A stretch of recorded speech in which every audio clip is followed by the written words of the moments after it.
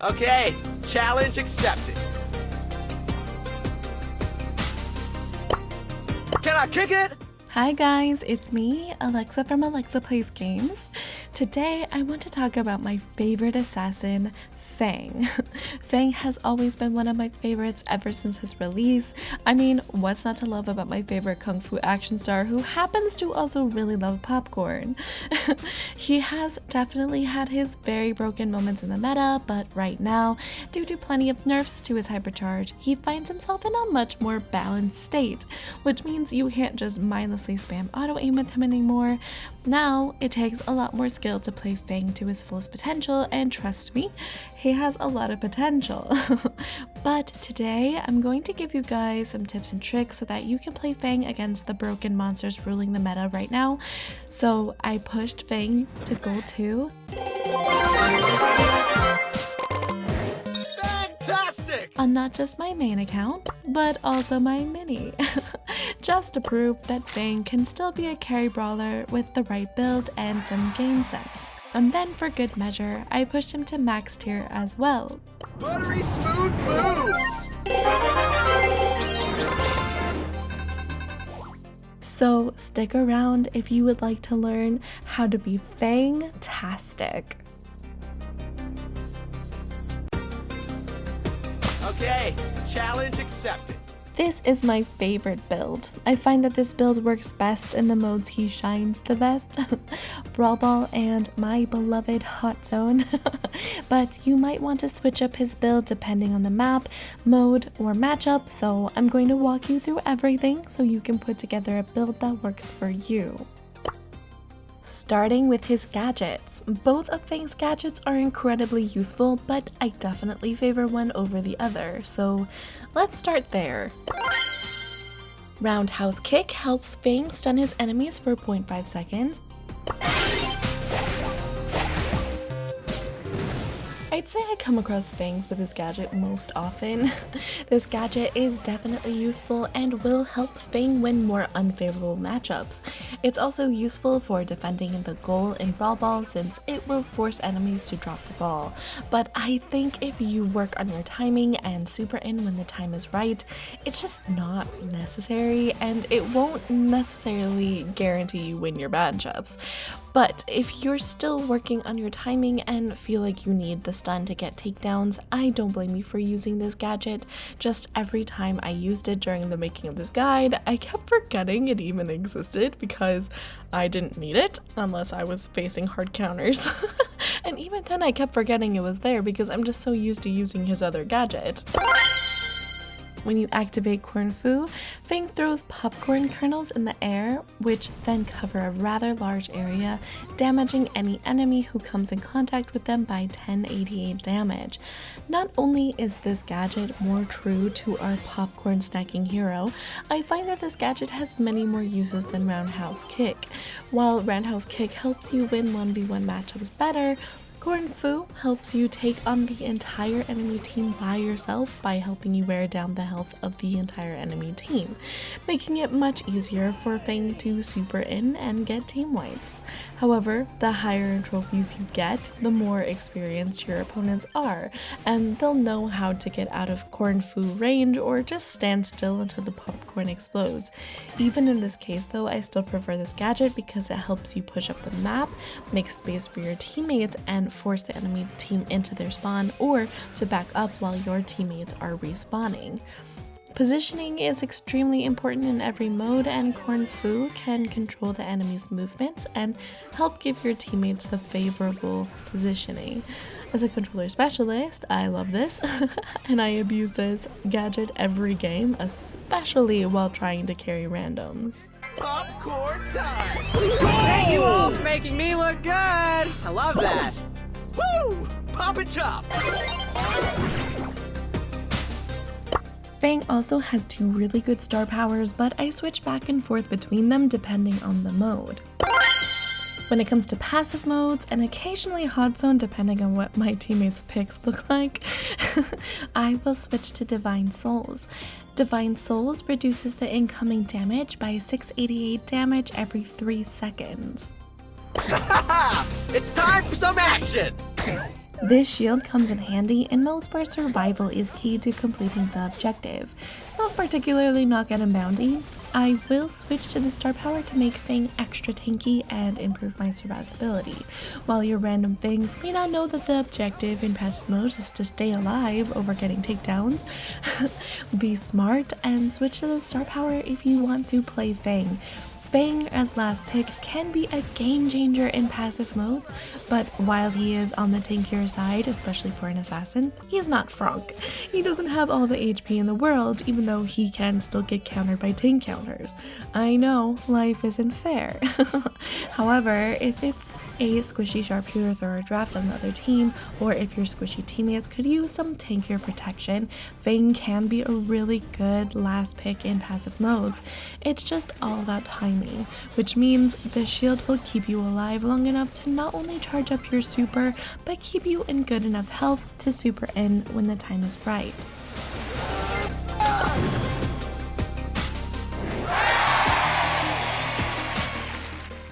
Like I said, I will also use the star power in Hot Zone too, if for whatever reason my teammates draft brawlers who can't get any zone time. I'm looking at you terrible tick players, please, for the love of everything holy, just stop picking tick in Hot Zone. I'm begging. He doesn't get as many supers with it, but it will help you to pick up the slack for your squishy teammates who can't get as much zone time. And I mean, Fang is still Fang, he will still be able to team wipe and carry, trust me.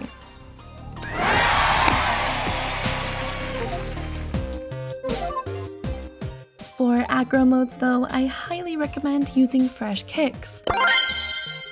Fresh Kicks recharges his super instantly when he gets a kill from his super. Hey, enough about you. Let's focus on me. This star power is why his Hypercharge was so broken before, because it makes it much easier to cycle supers with him, and it would make his Hypercharge charge up faster. That is, alas, no longer the case. Probably best for the rest of the brawlers in the game that it got nerfed, but still. But even so, this star power is extremely useful in aggro modes like Brawl Ball, Gem Grab, and Hot Zone. If your teammates don't pick tick, that is. It is extremely satisfying to see your super reload even after you just used your super to team wipe, which means if you learn when to super in, don't worry, we'll cover that. You should have a super ready for the majority of the game, which is why Fang can be such a good carry brawler. Victory!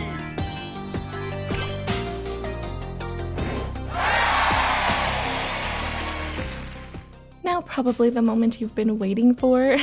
Let's talk about his gears. Fang doesn't have any epic or mythic gears, but it can still be difficult deciding which gears to go with when you don't have the coins, so let's get into it, starting with the +1 or Gadget Charge gear. It's time for some action. I got your back. I use this gear whenever I'm using his Corn Food gadget, which is most of the time. I kid you not when I say that I will use all 4 of my Corn Food gadgets and wish I had more before it's even a minute into the game. I don't use this gear with his Roundhouse Kick gadget though, because like I said before, I only use it in very specific situations where I'm dealing with someone who hard counters me, and I just find I don't use all 4 gadgets because I don't need it very often to get takedowns. But you may still be working on your timing and might find that you need all 4 gadgets, so if that's the case, this is the gear for you.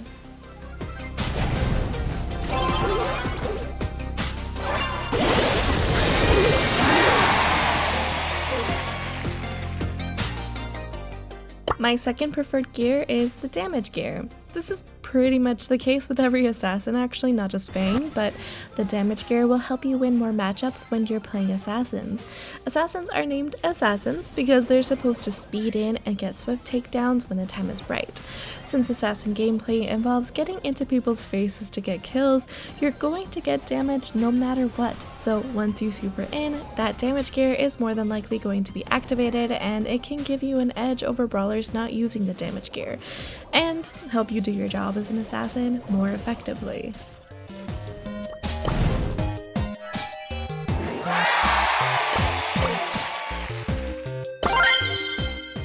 A lot of players use the shield gear. I personally feel like it's not required seeing as Fang is already on the tankier side, and the shield gear is more of a must-have gear when the brawler you're playing is squishy like Piper. But the shield gear can help you win more matchups, so I do sometimes use it in passive modes if I feel like the enemy team can do a lot of damage and I may need the extra HP to complete my mission.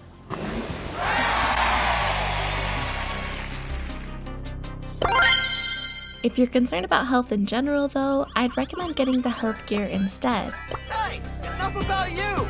Let's focus on me! This gear will help Fang heal up faster, which, as an assassin, you want him to be ready to go as quickly as possible, so that's definitely a positive. As I said in my guide to BB, when the brawler you're playing has a lot of tank, it takes so long to heal up, so the health gear will help Fang heal up quicker and be ready for action much sooner than without it.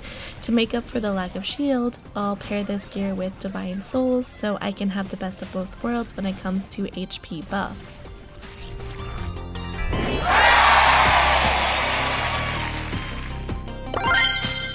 The last gear Fang would benefit from is the speed gear. I wouldn't say this gear is a priority 1 gear, but it is useful if you want to play him on grassy maps. Speed is a must-have for assassins, and while Fang thrives best on open maps where he can see all of his targets, he is playable on grassy maps, so the speed buff would come in handy in that case. Being able to travel the map quickly to steal away gems, defend the goal, or secure a crucial takedown is always a buff any assassin would benefit from. It's just I feel like I get more value from his other gears, so I wouldn't recommend buying this gear first. Finally, unless you claim to be second best even though you're the best, don't buy vision gear for any assassin. You will not get any value from it.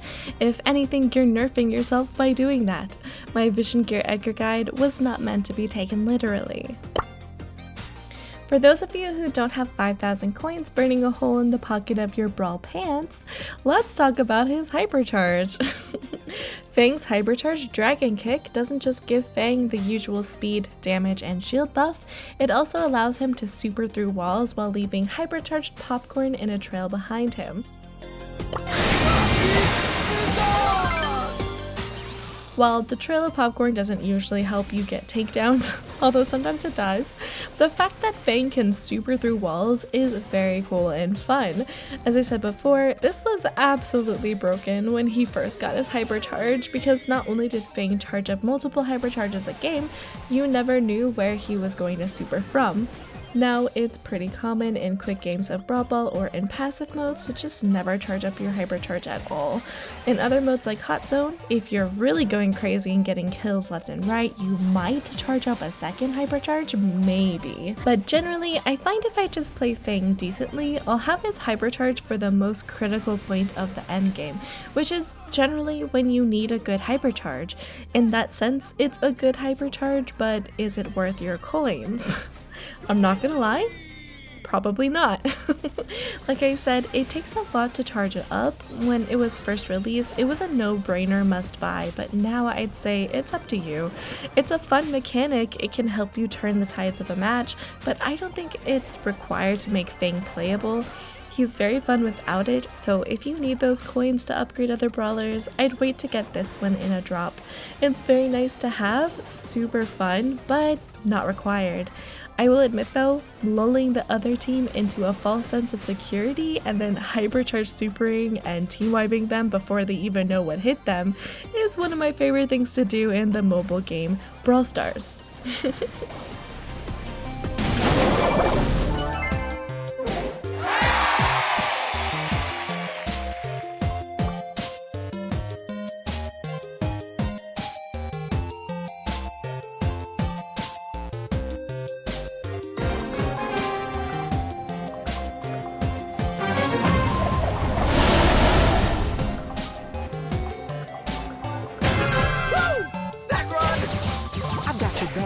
I'm sure you've heard people complain that Fang is no skill, all you do is auto-aim. The truth is, there's no such thing as a no-skill brawler. To push a brawler to max tier and above or play them in ranked, it doesn't matter if you can mostly auto-aim or not. It's just never that simple. Not to mention, if that's the case, that means all the rest of the assassins in the game are also no skill, which is just not true. While yes, for most assassins, auto-aim is the best aim, getting good at assassins takes a lot of game sense. That is very much the case with Fang. Yes, you can auto-aim him most of the time, but knowing who to target, when to target them, how to target them is a big part of mastering his mechanics. Unlike a lot of assassins, Fang has to earn his supers. He can't just camp in a bush and passively charge up his super and hypercharge. While I'm sure Edgar gurus would be happy to teach you how to do that for other assassins, I'd like to guide you through everything they don't teach you in Brawl Assassins 101 and give you a better idea of why you're not able to push assassins past mid-trophies without camping or spinning in Showdown. There's a reason it's very easy to spot inexperienced assassin players compared to assassin specialists.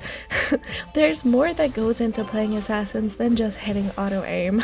Like I said before, assassins are called assassins because they're designed to be deadly when the conditions are right, and playing too passively or too aggressively can often make you lose the game. That's why a big part of mastering his mechanics comes down to knowing when to be passive and when to be aggressive.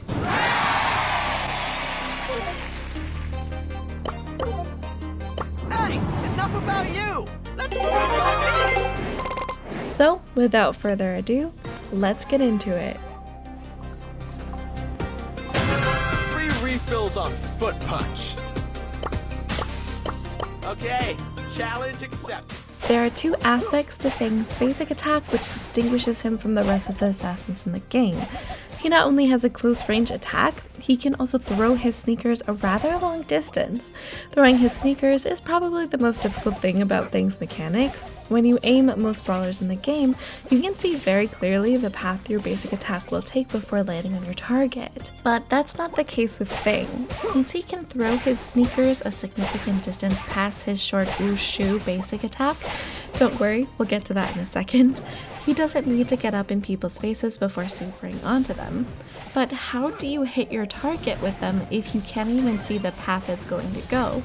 First, you have to keep in mind that when you aim his sneakers at longer range, you need to try and line up your target in the middle of your basic attack aim bar that they provided you. It's a thick square, while your sneakers are on the thin side, so try and get your targets lined up right in the middle. What about knowing how far away the edge of his range is? There's a bit of trial and error when it comes to that aspect of it. Sometimes when I haven't played Fang in a while, I'll auto-aim a few attacks first to gauge how far his sneakers will go and see if my enemies are close enough to me to throw a shoe at their face. If not, I'll readjust. If I keep missing my auto-aim shoes, though, I'll start to aim my shoes now that I have a better idea of how long his range is. But you won't spend the entire match passively throwing your shoes at people's faces. You are an assassin after all, and a tanky one at that. On most maps, you can use the environment to close the gap between you and your target, and whether that's using your super or just juking your way into range, you're going to end up doing ooshu, ooshu, spelled S-H-O-E. While Fang's kung fu kicks may seem more straightforward, seeing as they're the easiest to auto-aim, keep in mind you do have a bit of range on his Ushu attacks. These closer range attacks deal a lot more damage than the poke attack, which is tossing your sneakers at the back of people's heads. Getting closer in range is often a bigger risk, so with higher risk comes higher reward.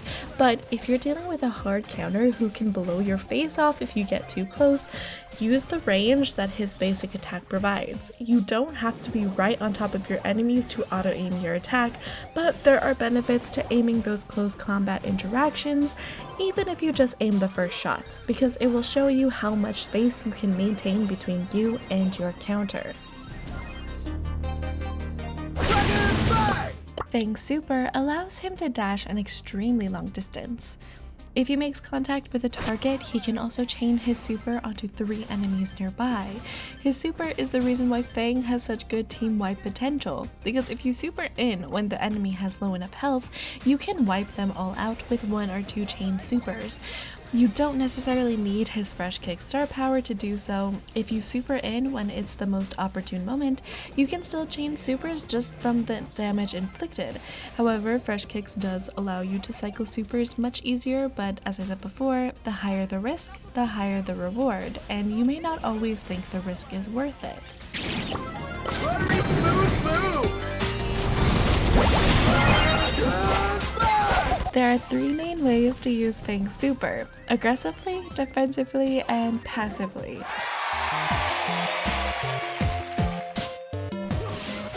Aggressive attacks are definitely the most common. With aggressive Fang supers, you want to make sure the enemy team's health is worn down low enough. Supering on top of tanky brawlers at full health can end up with you dealing damage but also dead. But if they're around one away, you can cycle supers like crazy. Then there are defensive supers. Defensive supers usually only target one enemy trying to attack your teammate or prevent you from completing the objective. Since Fang is pretty tanky, he can be a very strong protector for your very squishy teammates.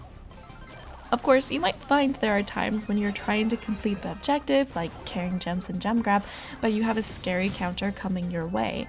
In those situations, use a passive super to make your escape. Since Fang needs the entire enemy team to be low on health to really pop off, that's why I prefer his Corn Fu gadget. But he also synergizes well with any brawler who can wear down the health of the enemy team for him. So pretty much all of my favorites: Amber, Jessie, Janet. If they have a pierce attack, they're his best friend. But even if your teammates don't do much to help you, Fang is still Fang. Wait for the right moment to strike and you'll carry the game easily.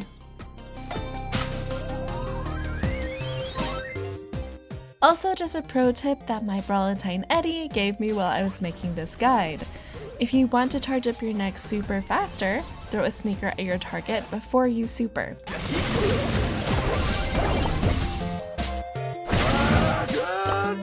You're so corny! Buttery smooth moves! If it lands on your target, you'll be halfway to your next super.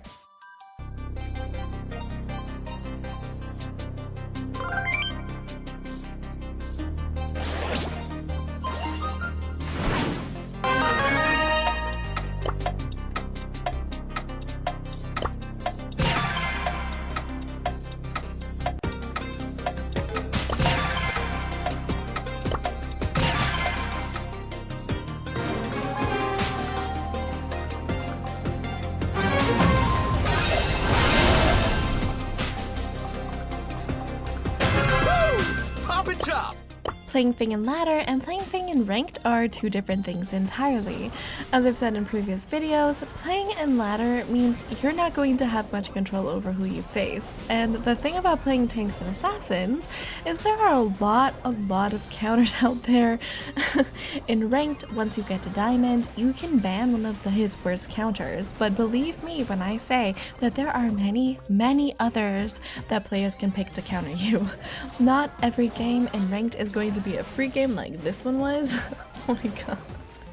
Not only did the other team go triple thrower, which by the way never do that, but they went triple thrower in hot zone on an open map like this one.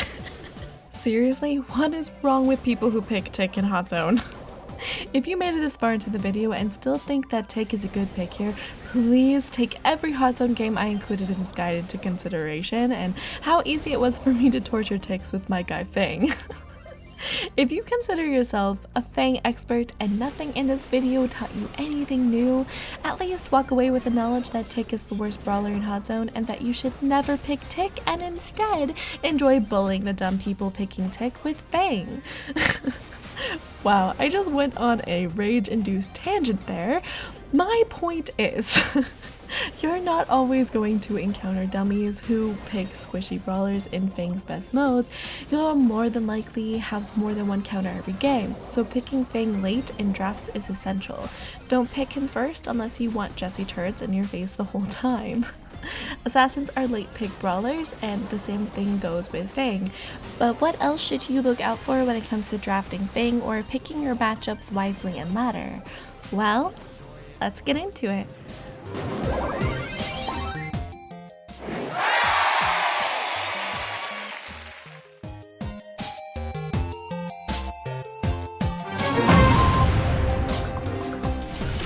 He counters squishy brawlers in general, but especially squishy brawlers who don't do any burst damage up close.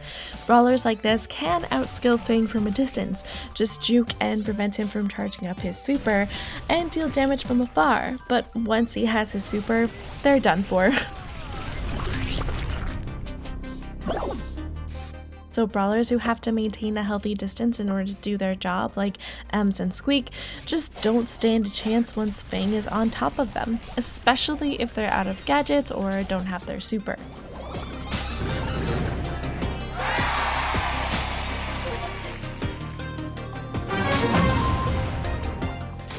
Fang also counters sharpshooters. Now keep in mind, sharpshooters stand a better chance because if they are skilled and hit their shots, it will be hard for Fang to charge up his super. But once he finally charges up his super, he's so fast, it's hard for sharpshooters to react quickly enough.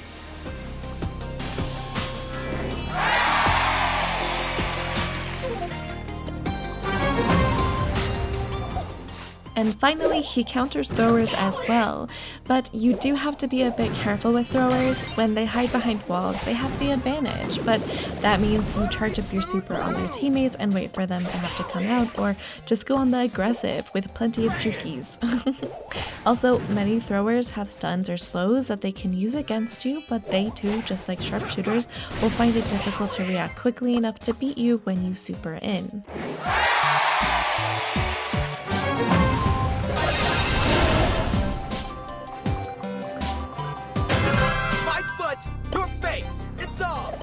Like I said before, while drafting Fang in ranked, it's important to pick him late into the draft. I mean, while making this guide, I auto-locked Fang in ranked on my mini, so no matter the draft order, I just picked him. But that also meant that I suffered a lot trying to carry randoms when the other team made their picks to counter me. So in order to make sure you can do your job as Fang, you need to pick him last or very late in the draft, especially when you're playing a passive mode, or notice the entire enemy team picked squishy brawlers.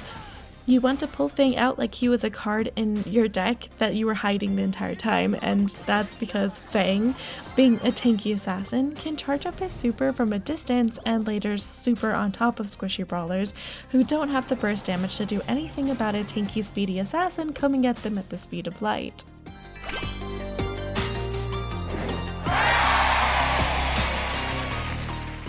But since brawlers who are squishy are countered by Fang, this logic also means that he's countered by brawlers who are the opposite. I'd say right now his main hard counter is the Frank. Usually Fang can overcome his counters relatively well if he can wear them down to just one shot away so he can super in and beat them. But the thing with the Frank is Fang can beat him, but it takes multiple Corn Fu gadgets to wear Frank's health down low enough. Since Eddy is an experienced tank specialist, he didn't fall for my attempts to wear him down with Corn Fu. But still, I managed to wear him down enough to win once. But without Corn Fu, yeah, Fang is a goner. You're very likely to get smushed by a Frank even if you're playing with the drop the base modifier and he can't stun you. If you try using roundhouse kick to stun the Frank, Fang doesn't have the damage output in close range, not even with his damage gear, to beat the Frank in 0.5 seconds. So even a decent Frank player will still be able to smush you even if you manage to stun him and cancel his super. Let alone a good Frank like my Brawlentine. Other tanky brawlers with burst damage can deal with Fang pretty easily as well.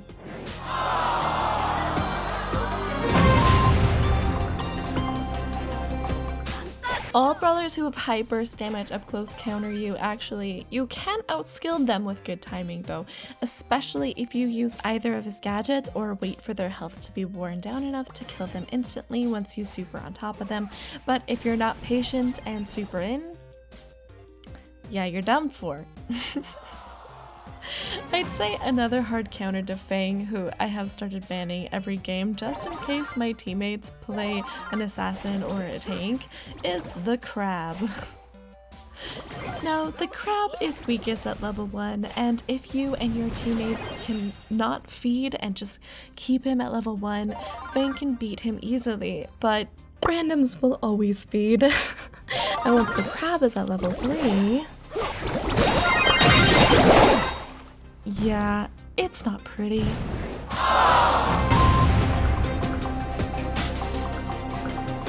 I stole your heart, literally. Shutdown brawlers also hard counter Fang, and I mean, they hard counter pretty much everyone, but definitely Fang stands a very little chance against the likes of Charlie, spamming gadgets in his face, and then also auto-aiming and feeding off of his tank. Cordelius is also a shutdown brawler who counters pretty much everyone. He can spot when Fang has his super or hypercharge super and then suck him into the realm. Even if Cordy just runs away giggling, you can feel like all of your hard work all game building up to your hard-earned hypercharge was for nothing. And of course, freezes and mutes like from Lou and Otis, they feed off of his aggression, so going after them at all until the right moment is just a death sentence for Fang.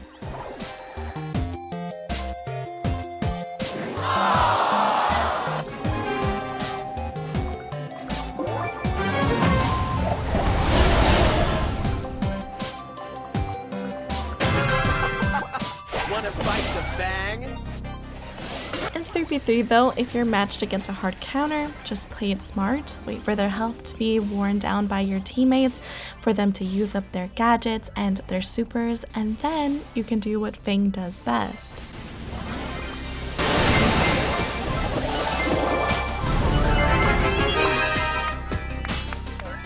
Fang can beat anyone, even his most difficult matchups, as long as they're low on health and he has a super. So while yes, wait till later in the draft to pick him so you don't just get countered. It's painful.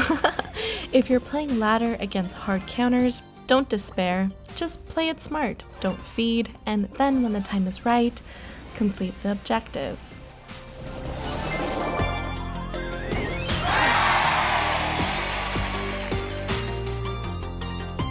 My foot, your face, it's on!